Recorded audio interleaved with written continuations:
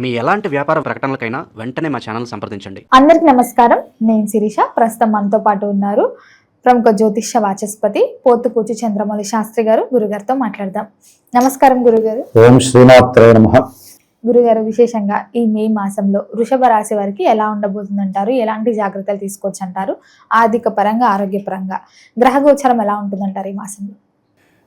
మే మాసంలో ఈ గ్రహాల యొక్క గోచార స్థితిని చూస్తే వృషభ రాశి వారికి ముఖ్యంగా అందులో ఉన్నటువంటి కృత్తికా నక్షత్రము, రోహిణి, అట్లాగే మృగశిర ఈ నక్షత్ర జాతకులకి గ్రహాలు దాదాపుగా మనకి మాసగోచారంలో సూర్యుడు, కుజుడు, బుధుడు, శుక్రుడు ఈ 4 గ్రహాలు ఎక్కువగా యాక్టివేషన్ చేస్తూ ఉంటాయి. అంటే ఈ సూర్య భగవానుడు ఈ వృషభ రాశి వారికి 12వ స్థానంలో ఈ మే 14 వరకు ఉంటారు. అట్లాగే మే 15 నుంచి కూడా చివరి వరకు కూడా మే ఎండింగ్ వరకు 31 వరకు సొంత జన్మరాశిలో ఉంటారు. దీనివలన వీరికి ఆరోగ్యపరంగా కొంచెం స్ట్రగుల్ ఎక్కువయ్యే అవకాశం ఉంటుంది. అట్లాగే విద్యార్థులకైతే కనుక విద్య యందు కొంచెం ఆటంకాలు ఎదురవటం, తండ్రి గారి యొక్క ఆరోగ్యం పట్ల శ్రద్ధ వహించకపోవటం వలన అది కూడా ఆర్థికంగా నష్టపోయే సూచనలు కనిపిస్తున్నాయి ఈ నెల మొత్తంలో కూడా. అట్లాగే వాహనాల మీద ప్రయాణం చేసే అది విద్యార్థులు కావచ్చు, మామూలుగా ఎవరైనా ఉద్యోగస్తులు కావచ్చు, ఎవరైనా సరే వృషభ రాశి వారు కొంచెం జాగ్రత్త వహించండి మే 15 వరకు కూడా. వాహనం నడిపించేటప్పుడు ఎందుకంటే కొన్ని ప్రమాదాలు జరిగే అవకాశం ఉంటుందమ్మా దాంట్లో ఉన్న నక్షత్రానుసారం.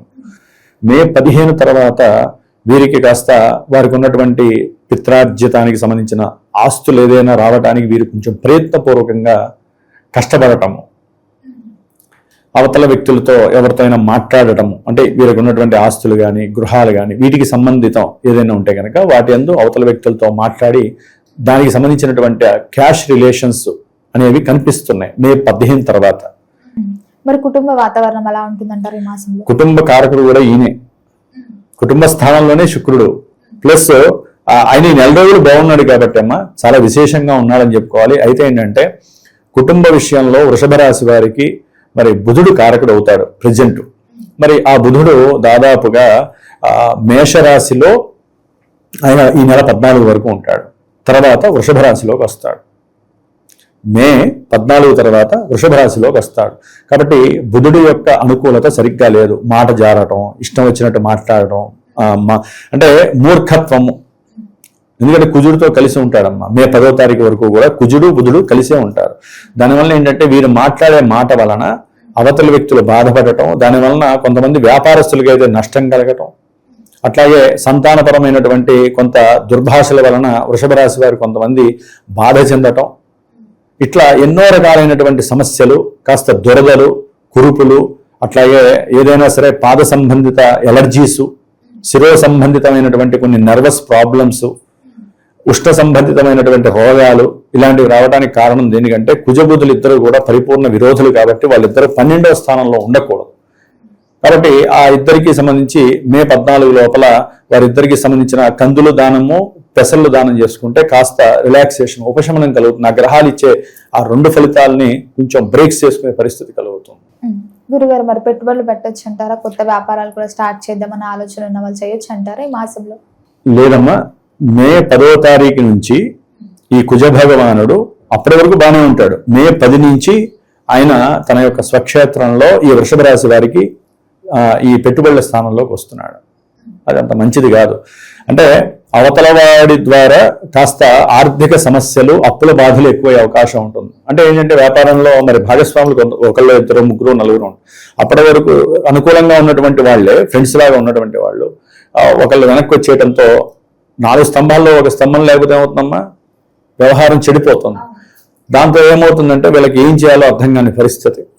అందుకని ఏదన్నా పెట్టుకుంటే మే 10 లోపలే వీళ్ళు ఆ 10 రోజుల్లోనే మాట్లాడుకొని వ్యాపారానికి సంబంధించినటువంటి వ్రాతపూర్వకమైనటువంటి విషయాలు కానీ అవి చేసుకోవడం వల్ల ఉపయోగం ఉంటుంది వృషభ రాశి వారికి. మే 10 తర్వాత మాత్రము వీరు కొంచెం జాగ్రత్త పడాల్సిన అవసరం ఉంది. సొంత ఇంట్లో ఉన్నా కూడా కాస్త వ్యాపార పరంగా ఇబ్బందులు, భాగస్వాముల మధ్య ఇబ్బందులు తలెత్తే అవకాశం ఉంటుంది. భార్యాభర్తల మధ్య కూడా అంతే, చాలా సమస్యలు వస్తాయి.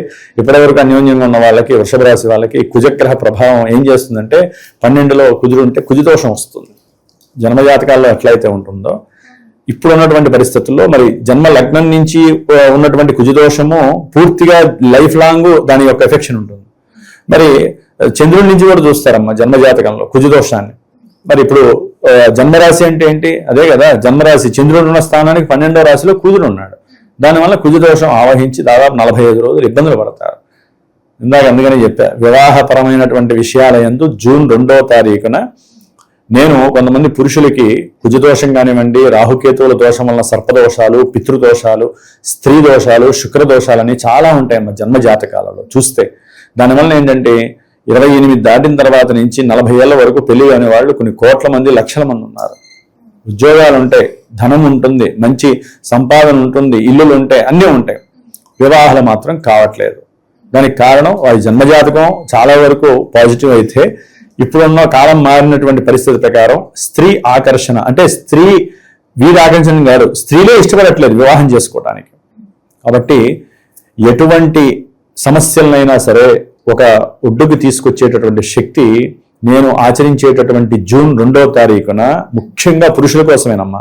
వివాహం కానటువంటి వారికి ఈ హైదరాబాద్లో మంగళవారము మూలా నక్షత్రము రోజున కొన్ని నక్షత్రాలు ఉన్నాయి. ఆశ్లేష, మూల, విశాఖ, అట్లాగే అశ్విని, రేవతి, ఇట్లా కొన్ని దోషభూయుక్తమైనటువంటి నక్షత్రాల వారు. అట్లాగే జాతకంలో ఎన్ని దోషాలున్నా ఏ రాశుల వారికైనా పెళ్లి కాకపోతే ఇప్పుడు నేను చేసే జూన్ 2వ తారీఖున మంగళవారం రోజున సుబ్రహ్మణ్యేశ్వరుడు యొక్క కళ్యాణము, అమ్మవారు వల్లి దేవసేన అమ్మవారు మధ్యలో స్వామివారు వారి యొక్క వివాహాన్ని ఆచరించి స్వామివారికి సంబంధించినటువంటి హోమము, కన్యా పాశుపత రుద్రహోమం, ఈశ్వరుడికి సంబంధించినటువంటి మంత్రాలతో కన్యని ఆకర్షించి కన్య మా ఇంటికి రావాలి. కాబట్టి అమ్మవారు పార్వతీదేవి యొక్క మంత్రం ఉంటుంది, చాలా విశేషమైన మంత్రం. ఈ రెండింటిని సంపుటీకరణం చేసి కనుక హైదరాబాద్లో ఉన్నవాళ్ళు, దగ్గరగా ఉన్నవాళ్ళు వచ్చి కూర్చొని చేసే అవకాశము నేను కల్పిస్తున్నాను. దూరంగా ఉండి రాలేని వాళ్ళు కూడా వాళ్ళు నాతో సంప్రదిస్తే ఏ విధంగా చేయాలో నేను చెప్తాను. వివాహం అవుతుంది అని చెప్పడానికి నాకు ఎక్కడ సంశయం లేదమ్మా. ఎందుకంటే ఎన్నో వేలు ఖర్చు పెట్టిన వాళ్ళు ఉండొచ్చు, పెళ్లిళ్ళు కాక 4 ఏళ్ళు బట్టి ఆ పూజలు చేసాము, ఈ పూజలు చేసామని చేస్తే చేయించారు, దానివల్ల ఎక్కడికి పోదమ్మా. పూజలు చేసినటువంటి ఆ యొక్క కర్మ ఫలితం ఎక్కడికి పోదు, మీకు ఎప్పుడూ కూడా బ్యాంకు బ్యాలెన్సే. కాకపోతే అసలే అంటే ఏ రోగానికి ఏ మందు వేస్తే బాగుంటుందో అదే వేయాలి. జన్మజాతకం చూసేసి మనం అన్నీ చేసేస్తాం. జన్మజాతకంలో ఆ దోషాలు ఈ దోషాలు అన్నీ ఉంటాయి. కానీ వివాహం అంటే వివాహానికి సంబంధించిన దోషం ఏదో ఆ దోషానికి తగ్గ మందే మనం వాడాలి. నాకున్నంతలో మా గురువులు చెప్పింది శాస్త్ర పరిజ్ఞానం రీత్యా, మరి నేను పురోహితుడిని ప్లస్ గురువు గారిని కూడా కావచ్చు. ఎవరికైతే వివాహం కావట్లేదో వారు నన్ను సంప్రదిస్తే తప్పకుండా, కొంతమందికి వివాహం అయ్యి విడాకులై 2వ వివాహం కోసం ప్రయత్నం చేస్తారు. వారికి ఓ పట్టాను మొదటి వివాహమే కాక బాధపడుతుంటే 2వ వివాహానికి ఇంకెంత బాధపడతారో ఆలోచించండి. కాబట్టి నమ్మి చేసుకుంటే ఈ జూన్ 2వ తేదీన నేను చేసేటటువంటి హైదరాబాద్లో ఒక ప్రదేశము, అది ఫోన్ చేసిన వాళ్ళకి నేను చెప్తాను. చక్కగా చేసుకుంటే వివాహ విషయంలో ముఖ్యంగా వృషభ రాశి వారికి కొన్ని కష్టకాలం అనేది చెప్పుకోవాలి ఇప్పుడున్న పరిస్థితుల్లో కుజగ్రహ దోషం వలన. అట్లాగే శుక్రుడు మాత్రం చాలా అనుకూలంగా ఉన్నాడమ్మా. ఇలాంటి వాటిల్లో వీళ్ళు పార్టిసిపేట్ చేసుకొని దేవుని నమ్ముకుంటే శుక్రుడి యొక్క స్థానం వలన ఆర్థికంగా లాభము, అట్లాగే వివాహపరంగా కూడా అనుకూలమైనటువంటి చర్చలు జరగటము, చాలా విశేషమైనటువంటి శుక్రబలం ఉంది వృషభ రాశి వారికి. లాభంలో శని ఉన్నాడు, శని యొక్క దృష్టి కూడా వీళ్ళకి పడుతుంది. కాబట్టి చక్కటి 10లో మరి రాహు ఉన్నాడు. ఉద్యోగ సంబంధిత వ్యాపార సంబంధిత విషయాలలో కూడా ఒకందుకు పూర్తిగా న్యాయం జరగకపోయినా కాస్త లాభం కలిగేలాగా ఈ రాహు ఇస్తున్నాడు. చతుర్థంలో కేతు ఉన్నాడు వృషభ రాశి వారికి. ఈ నెలలో సొంత నక్షత్రంలో బలంగా ఉన్నాడు. కాబట్టి మరి రవి కూడా బలంగా లేడు, ఈయనున్న స్థానాధిపతి. కాబట్టి విద్యా విషయంలో వీరు కొంచెం మందబుద్ధి లేకుండా, బద్దగించకుండా, ఇందాక నేను చెప్పినట్టుగా సూర్య నమస్కారాలు చేయండి, గణపతిని ఎక్కువగా ఆరాధించండి. అవసరమైతే ఎగ్జామ్స్ రాసేవాళ్ళు, కొత్త చదువులకి ప్రయత్నం చేసేవాళ్ళు విద్యా గణపతి మూలమంత్ర జపం చేసి మేము అంటే మా పీఠంలో విద్యా గణపతి హోమాలు చేస్తూ ఉంటాం అమ్మా. కాబట్టి ఎవరైనా పర్సనల్గా వాళ్ళ జాతకం చూపిస్తే కూడా వాళ్ళకు కూడా చేసి పెడుతూ ఉంటాం. కాబట్టి మీరు మాత్రము గణపతిని ఆరాధన చేయండి. నిత్యము గణపతికి సంబంధించిన 16 నామాలు ఉంటాయి. ఆ నామాలతో గణపతికి అర్చన చేయండి గరికతో. విద్యలో ఆటంకాలు లేకుండా ఆయన మిమ్మల్ని కాపాడుతాడు. కాబట్టి సూర్య భగవానుడు కొంచెం ఆరోగ్యపరంగా నేత్రపరంగా కూడా సమస్యలు ఇవ్వడానికి అవకాశం ఉంది. ఎందుకంటే మే 15 వరకు కూడా శుక్రుడు జన్మరాశిలో ఉండడం ద్వారా ఆయన చక్కటి అనుబంధమైనటువంటి ఆరోగ్య విషయాల్లో కావచ్చు, అంటే ఒక గ్రహం ఒక రకమైనటువంటి పోర్ట్ఫోలియో కలిగి ఉంటుందమ్మా. ఇంకో గ్రహం, ఎందుకంటే స్వక్షేత్రము వృషభ రాశిలో శుక్రుడు ఉన్నాడు అంటే మే 15 వరకు కూడా చాలా విశేషమైనటువంటి కార్యాచరణతో కూడినటువంటి, వీరు పోటీ పడేటటువంటి కొంతమంది విద్యార్థుల పరీక్షల్లో అమితమైనటువంటి జ్ఞానశక్తిని ప్రదర్శించే అవకాశం ఉంటుంది. మరి సూర్యుడు బాలేదు కదండి, విద్యార్థులకి కష్టం అన్నారు కదా అంటే, ఒకటే, మనకి ప్రతి రోగానికి మందు ఉంది, ప్రతి సమస్యకి ఒక పరిష్కారం ఉంటుంది. సూర్యుడు బాలేనప్పుడు ఏం చేయాలమ్మా? వీరి జాతకంలో సూర్యుడు బాల విద్యార్థులకు కానీ, లేకపోతే రియల్ ఎస్టేట్ వ్యాపారస్తులకు కానివ్వండి, లేకపోతే ఈ భూ సంబంధిత గృహ సంబంధిత కట్టడాలు కట్టేటటువంటి వారికి కానివ్వండి, వాహన విక్రయదారులకు కానివ్వండి, వీళ్ళు ఏం చేయాలంటే సూర్యుడికి సంబంధించినటువంటి జపాన్ని ఆచరింపజేసుకొని సూర్య హోమం చేసుకోవడం చాలా విశేషం. ఈ నెల రోజుల్లో ఒక్కసారైనా చేసుకోవాలి. దానివల్ల ఆరోగ్యము, తండ్రి వల్ల కలిగేటటువంటి కష్ట నష్టాలు, తండ్రికి కలిగేటటువంటి సమస్యలు, కుటుంబంలో వీరికి కలిగేటటువంటి కొన్ని ఆపత్కర ఇబ్బందులు, నేత్ర దోషాలు, అట్లాగే ఉద్యోగస్తులు ఉంటారు, గవర్నమెంట్ పరంగా ఉద్యోగస్తులు కానివ్వండి, లేకపోతే విడిగా ఉద్యోగస్తులు, వీరికి కలిగేటటువంటి కొన్ని బాధలు తొలగిపోతాయి. అంటే వారికన్నా బాధలు అంటే వారికన్నా పెద్ద ఉద్యోగస్తులు ఉంటారు కదా, వారి వలన వీరికి మాట పడేటటువంటి అవకాశాలు కలుగుతాయి మే 15 తర్వాత. అలాంటి వాటిని తట్టుకోవాలంటే సూర్యుడికి సంబంధించి శాంతి చేసుకోవాలి. లేదా వీరైనా సరే రోజు నిత్యము లేచి, అన్నిటికీ కూడా సూర్యుడు అన్నిటికీ కారకుడేనమ్మా.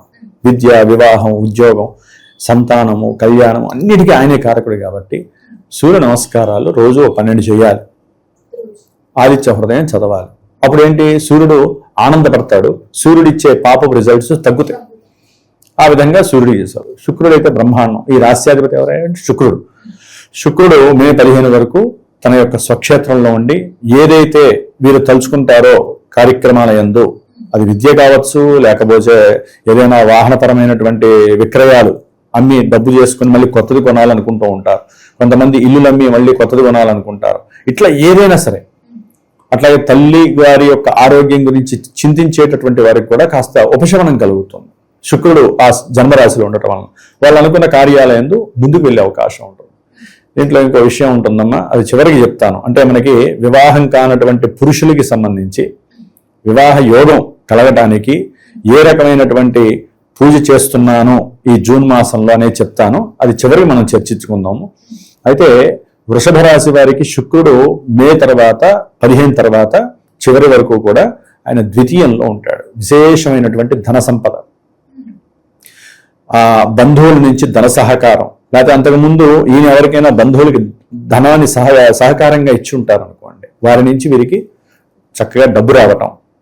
అట్లాగే ఎవరైనా సరే ఈ మే 15 తర్వాత ఉద్యోగాల కోసం ప్రయత్నం చేసేటటువంటి వ్రాత పరీక్షలు కానీ, ఇంటర్వ్యూలు కానీ చాలా అందంగా మాట్లాడటం, ఆకర్షణీయంగా మాట్లాడటం, దాని ద్వారా వారికి ఆర్థికపరమైనటువంటి లావాదేవీలకి ఏదమ్మా అంటే ఉద్యోగమే కదా, ఆ ఉద్యోగానికి సంబంధించి చాలా అనుకూలమైనటువంటి పరిస్థితి అయితే వృషభ రాశి వారికి శుక్రుడు చాలా బలంగా ఉన్నాడమ్మా.